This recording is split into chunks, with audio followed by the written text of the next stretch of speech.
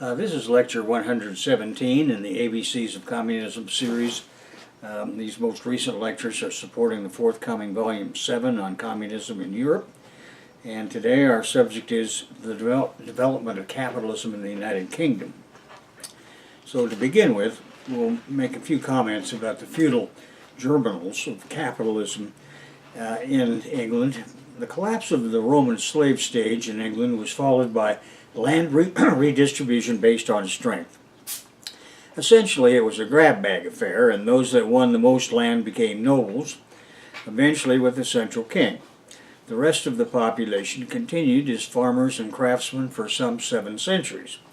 From the 1100s to the 1400s, feudal society in the United Kingdom was based on towns and their surrounding agricultural districts. Farmers were forced to work the land for a feudal lord in exchange for the right to live and build houses, and if they could afford them, to keep animals. After paying the landlord his rent and meeting their own needs, the farmers could sell what was left of their harvest in the town capitalist marketplace.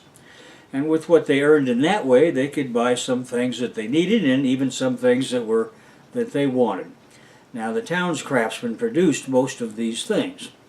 The landlord class consumed the harvest and the rent, and this class purchased locally produced goods and some imported luxury items. In the towns, industries were organized into guilds, and production was done by master craftsmen and their families. Now, only men could be members of these guilds to become skilled workers, which was a structural limitation on the economic and therefore social power of women. Each craftsman owned his tools and worked in a single shop with his family and assistants. The guilds eliminated competition from within and from outside the regional economy. These journals focused on limiting production so that it did not outstrip demand, causing prices to fall. Only guild members could produce and sell goods in the region, and they could not expand their output beyond a given point, nor could they hire more than the agreed upon number of assistants. Guilds set exact quality standards for articles produced and set the prices. This regulatory action assured a decent standard of living for craftsmen and their families, as far as these people were concerned, for 700 years. Agriculture was the focus of production and geared to local needs as determined by landlords. The regional economies were closed to the sale of goods originating outside of them, and the feudal lord ordered his economic region as he wished. Now, trade was limited, and the amount of money in circulation was very small. And so the world turned until AD 1500. And now we have to come to the new rising merchant capitalist class. After AD 1500, foreign trade led to the emergence of a new class of merchant capitalists. These men amassed great fortunes purchasing foreign goods cheaply and selling them dearly at huge profits to aristocrats throughout the UK and continental Europe. Foreign trade meant establishing colonies that could supply this growing market. Once colonies were established, the colonial financiers would impose a trading monopoly by banning foreign merchants and ships. The richest Spanish colonies in the Americas could only export to Spain, for example, and from there goods were traded to other European countries at a substantial markup, and this enriched the Spanish merchants and the Spanish government through customs levies. And the same was true on a lesser scale for the merchant capitalists in England and Scotland. The growth in British foreign trade with continental Europe in the 1500s had led to an increased money supply to handle the exchange. Inflation injected into feudal Europe in the 1500s caused a price revolution. In Britain, wheat prices trebled between 1500 and 1574. The wealthy landowners wanted money to buy the new luxury goods that flooded into Europe, and rapidly rising prices meant they could make money either by producing and trading agricultural goods directly or by renting the land to a growing class of latifundistas. Thus, capitalism was quick to penetrate into English agriculture. The landowning class formed a bloc with the new big capitalist farmer, and this increased in the use of money combined with inflation as it undermined the feudal order. Now, meanwhile, the homegrown textile industry, based on capitalism's 5 germinal essential elements, expanded. These elements we discussed in Volume 1, but I'll recap it here.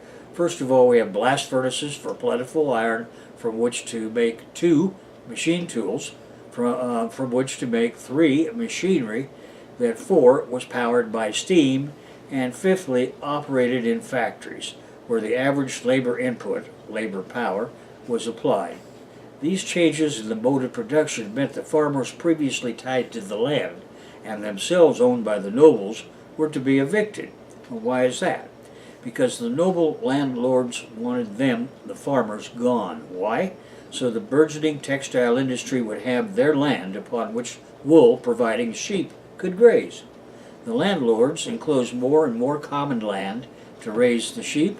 The common farmers considered that land to be theirs, and that the aristocracy was stealing it. Thomas More wrote at the start of the 1500s, "The sheep swallow down the very men themselves," quote unquote. In 1581, Mr. Stafford wrote, "Gentlemen do not consider it a crime to drive poor people off their property. On the contrary, they insist that the land belongs to them and throw the poor out of their shelter like dogs." In England at the moment, thousands of people, previously decent householders, now go begging, staggering from door to door.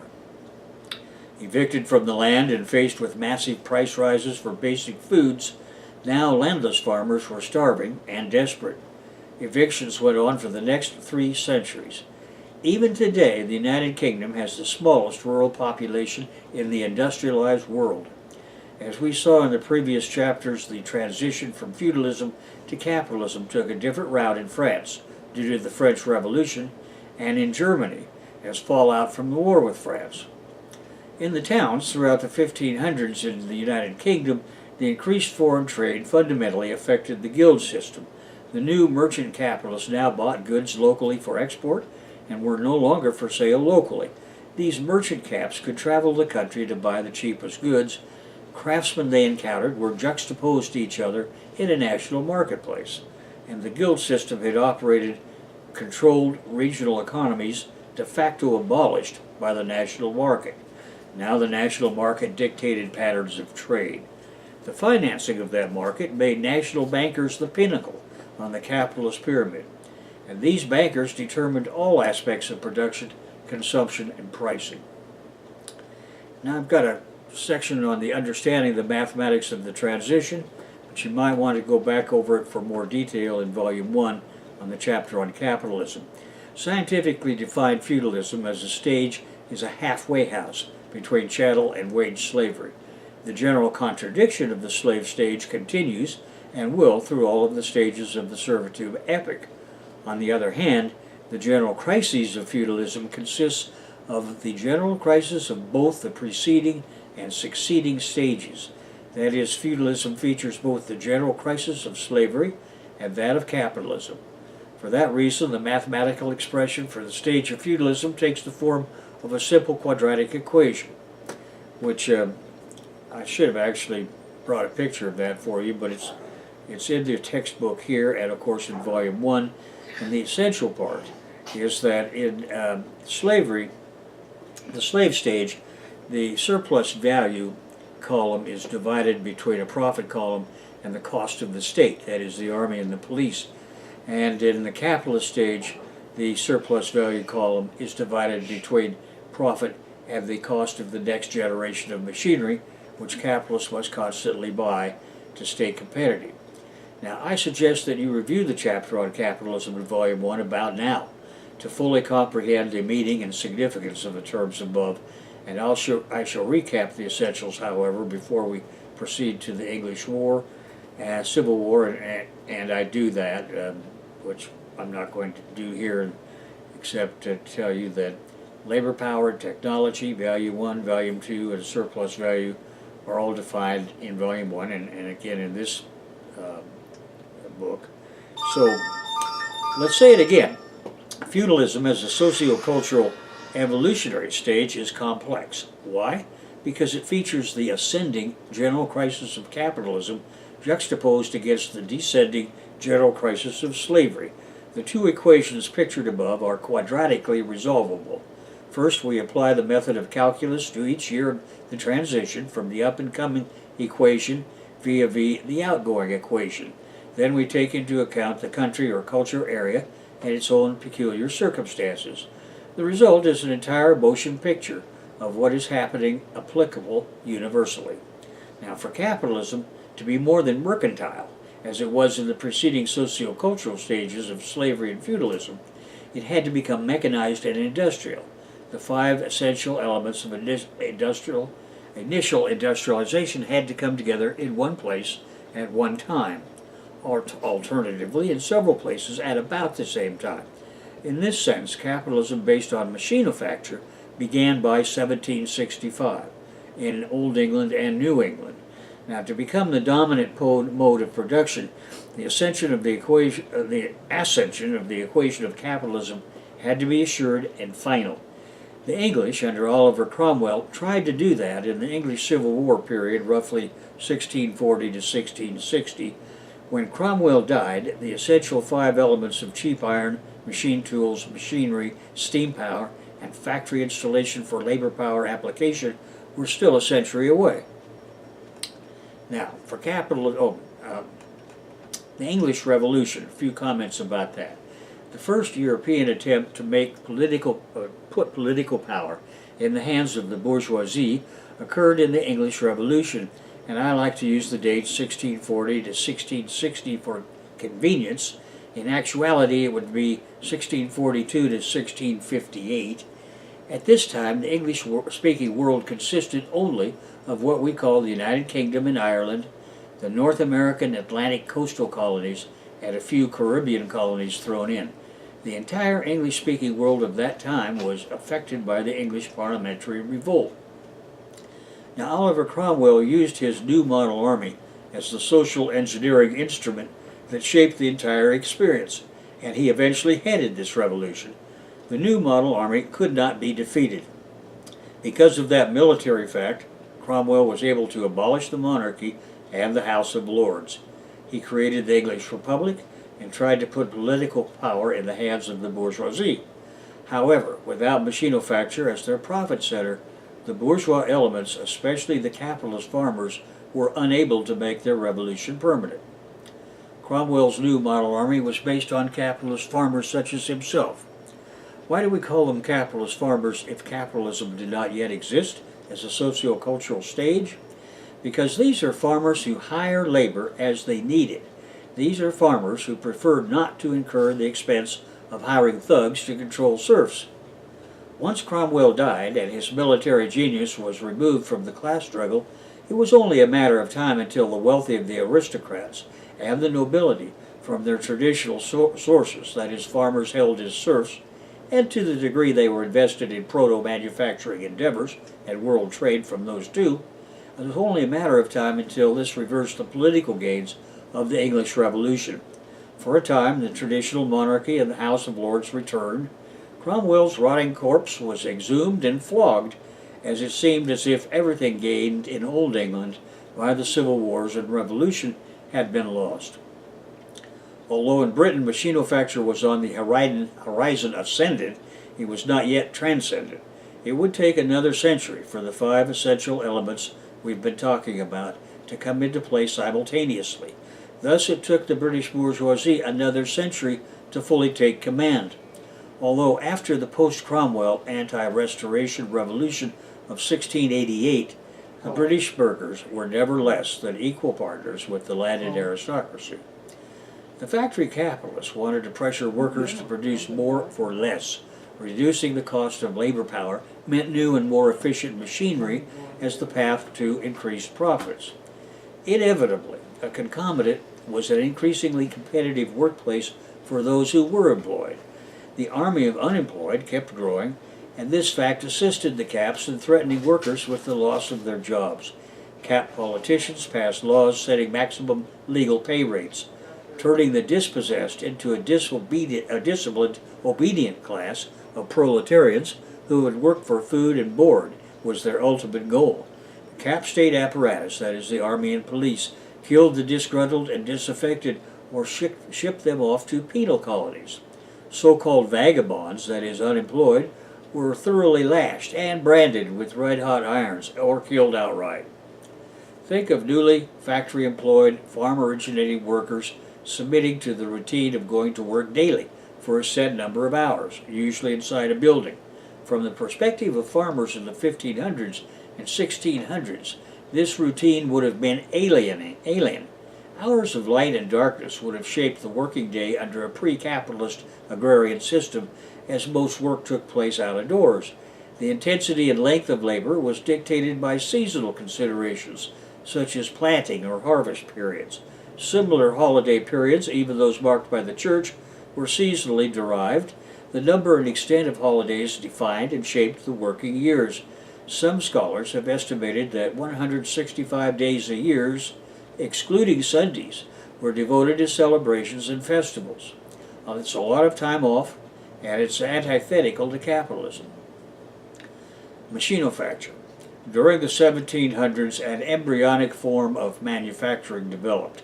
It differed from cottage production in that, rather than working from home, producers labored from single-premise factories owned by the capitalists. However, this continued to be dependence on human physical power rather than machinery. Nevertheless, it was the link between cottage industry and mechanized capitalist factory production. Initially, it was driven by cost, as centralized production eliminated the expense of distributing raw materials to individual workers in their homes, and it gave capitalists now much greater control over their workforce. They could rigidly organize the work and the workers. Now, closely supervised production meant the possibility of speeding it up by breaking the process down into planned stages. This entailed workers specializing in one particular component of the production process. Within this new system, the worker's role was reduced to repeating the same monotonous task repeatedly. Interchangeability of parts and standardization of these parts was an innovation made possible by precisely engineered machine tool production of components, as we discussed in Volume 1. The resulting greater speed of the production process and the better quality of the goods meant greater profits. The assembly line perfected the division of labor into separate tasks, completely transforming the very nature of work. Craftsmen and craftswomen, trained to produce finished goods from beginning to end, had to think of themselves as collective beneficiaries of the production process now, rather than individual ones. Classes had arisen in practice, and this rapidly changed the social order into two clearly defined social classes: the industrial capitalist and the wage worker proletariat. Capitalists themselves divided into sellers and producers. The producing industrial capitalist now saw that his sole source of income was the profit obtained from exploiting the working class. The workers in the earlier cottage industry system owned the means of production, and having been farmers, they continued to cultivate plots of land to subsidize their cash income. Being unsupervised at home, their relations of production featured a degree of freedom they lost completely when forced into factories. Then workers came under proletarian labor discipline. They had to work a specific number of hours under the direct supervision of a boss appointed by the capitalist, who owned the more specialized tools or means of production. With no land or tools with which to earn extra income, workers became totally dependent on their ability to sell their labor. A clearly defined proletarian class emerged separated totally from control over the means of production. Chattel slavery had been transformed into wage slavery. To recap, manufacturing based on machinery had grown from the cottage industry in Britain. As factory production developed and the state was used to discipline the proletariat, they became increasingly restive and resistant, even though it took a while for them to understand how they had been reduced to wage slavery. It was the great historical task of Karl Marx and Friedrich Engels to explain that to them. The first edition of Capital Volume 1 did that in 1867. Whoops, kitty.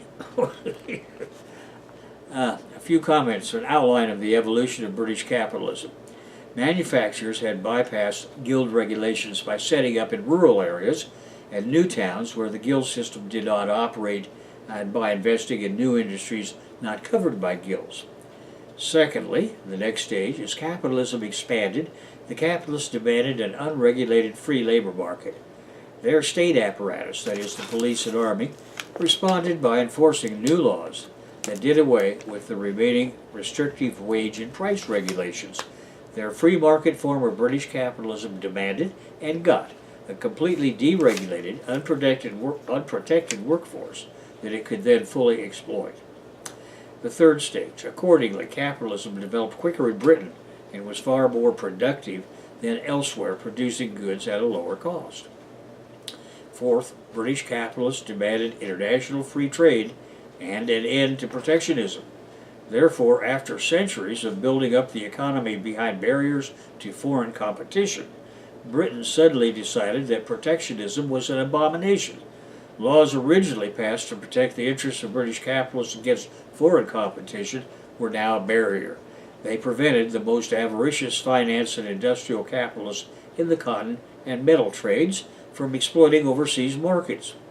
By the late 1700s, their demand for free trade had gained widespread currency. And finally, fifth, in 1776, Adam Smith's book, The Wealth of Nations, explicated the New World Order. His laissez-faire free market thesis begins with his explanation that the cost of keeping slaves year-round against the cost of paying a free worker for his labor and saying goodbye was the basis from which British capitalism should develop. By the early 1770s, the economic and social conditions were in place for the Industrial Revolution to explode onto the world's economies. Powered by a number of new inventions, the primitive factory system was transformed as machine power drove productivity to unprecedented levels. With the factories transformed by the new machinery, the cottage industries could not possibly compete and soon collapsed. Between the 1770s and the 1830s, there was a boom in factory production with buildings converted into factories containing the wage workers. The machinery introduced into these workplaces was specifically built for factories, especially labor-saving inventions. The water wheel, the blast furnace, pumping machines for mines, improved transmission of power through cogwheels and flywheels were innovations paving the way for the Industrial Revolution that took off in the cotton industry. Cotton production appeared in Britain in 1680 free of guild restrictions. However, it had to compete with the woolens industry.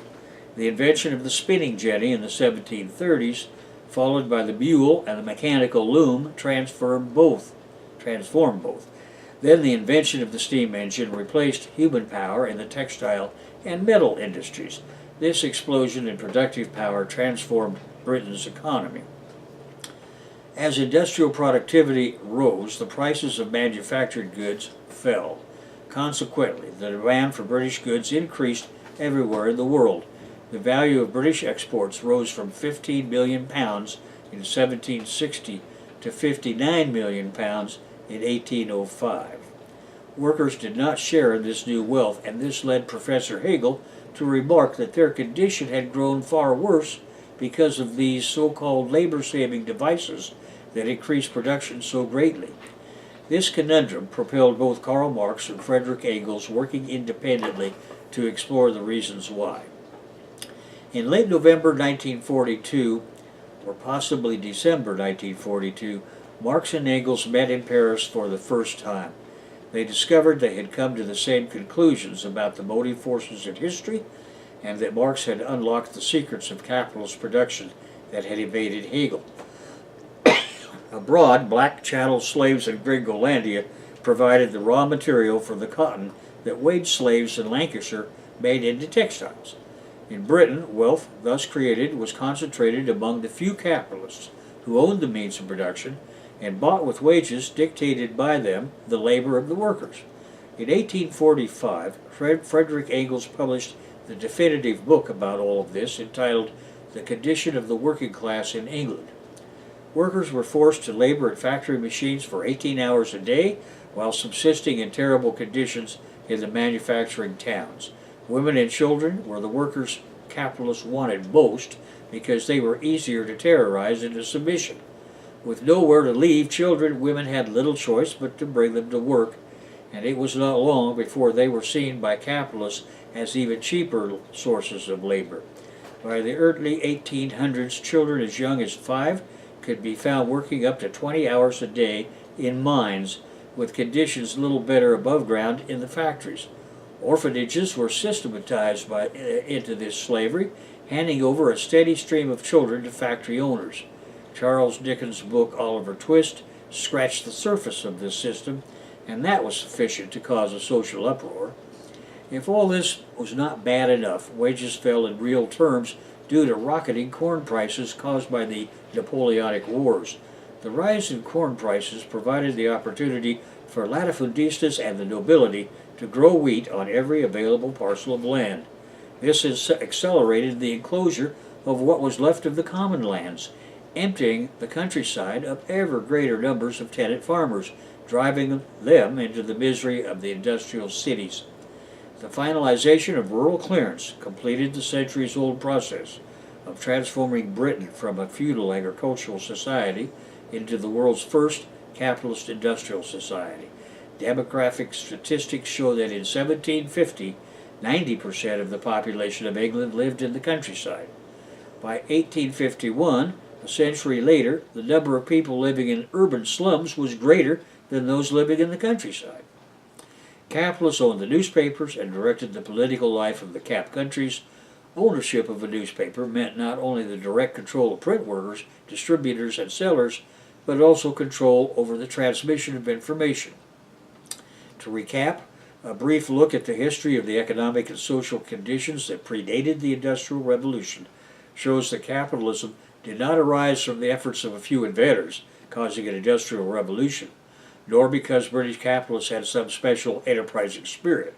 It arose from the systematic breakdown of feudalism as a social and economic system and the imposition of wage labor system in its place. Capitalists and government bureaucrats copied the success of industrialization across the Western world as they sought to cash in on the huge wealth enjoyed by the new British ruling class based on the exploitation of the working class. British capitalism had its origin in its transition from feudalism. Fighting back. In 1863, the UK government tried to make trade unions and other similar organizations illegal.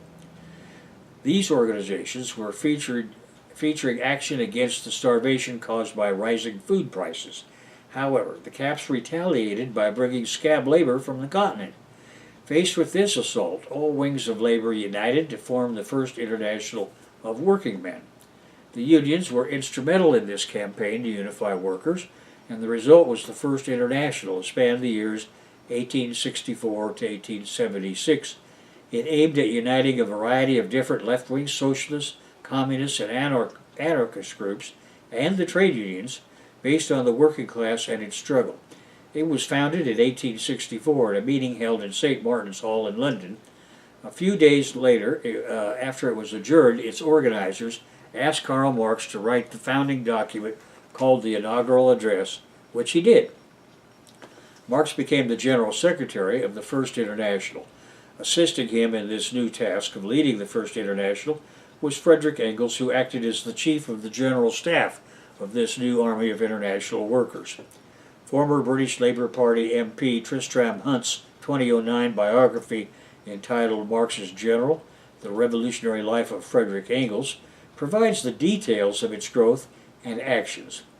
Marx saw the opportunity to organize massive strikes of British workers as part of his support of the Great Republic, that is, the USA, and this made the First International something to be reckoned with right away for the USA, especially after the U.S. State Department responded warmly to his letter to Abraham Lincoln on behalf of the First International. In Marx's letter, he gave Lincoln full support for the Union in the U.S. Civil War. At that time, the Confederacy's last hope relied on getting British-built warships. Karl Marx and Frederick Engels organized strike actions that stopped that possibility altogether. To recap, 12 years after reaction crushed the revolutions of 1848 to 52 in 1864, a defensive organization of the conservative British trade unionists and Communists was created in London, and its purpose was to 1. Stop by physical force on the continent the importation of scab labor into Britain, and 2. To raise and share strike funds to offset the capitalist International Organization of Labor and Finance. It was called the International Workingmen's Association. It had some dedicated feminine affiliates, but in these days only the most progressive males, such as Marx himself, saw this as an absolute necessity. Marx and Engels were well known in working class circles because of the Communist Manifesto and what they had already published on the laws of history and their unlocking of the secrets of capitalist production. While conducting their work as leaders of the First International, Marx had been doing research at the British Museum Library. In 3 more years, this research would be published as Capital Volume 1. Marxism, that is the science of historical materialism, would defeat syndicalism, anarchism, and revisionism within its own ranks. The International itself would move from being a defensive organization into an offensive one. And this development caused the most reactionary governments in Europe to form the first anti-communist pact. But it was too late to save the slavocrats in the USA. And that brings us to a conclusion of this lecture. I did want to make a few comments that I'm not including in the written text of the lecture or even in the book, but Marx says in his inaugural address that he wants the readers to understand that the tenor of this particular document is completely different from that of the Communist Manifesto, which he describes as being far more strident. And he says that he did this on purpose because in 1848, in January, when the manifesto was published, its objective was to encourage the revolts that had already started in southern Italy into spreading across Europe. Now, 12 years later, in 1864, what his purpose is to bridge a group of right-wing pie-card trade unionists all the way to left-wing communists, and that's one comment I wanted to make. And to carry it a little bit further, this problem of how to address the disparate groups within the potential pool of revolutionary forces is one that continues with us to this very day. But and an interesting example I didn't mention before in these lectures, but I have mentioned it in the books, is that when the Bolsheviks under Lenin were meeting in Tallinn before the revolution, Lenin had presented his ideas on the national question, and rising in opposition to him was the man we know as Joseph Stalin, who was referred to in the party in those days as Koba. And Koba said he didn't agree with Lenin, and he outlined the reasons why. Lenin then rose and he said, Stalin is right. I was wrong.